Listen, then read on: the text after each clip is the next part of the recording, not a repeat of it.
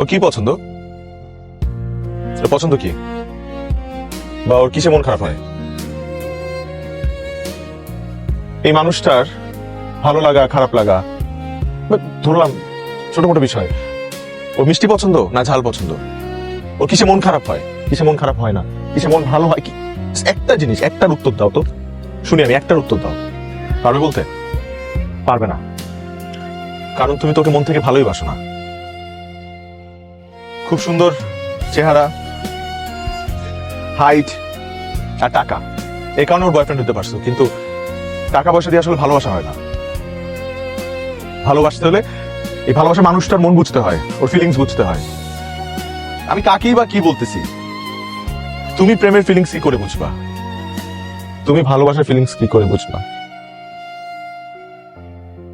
I am sorry ভাই, আমাকে মাফ করে দাও, আমি তোমাদের রোমান্টিক মুহূর্তটা নষ্ট করে ফেলছি।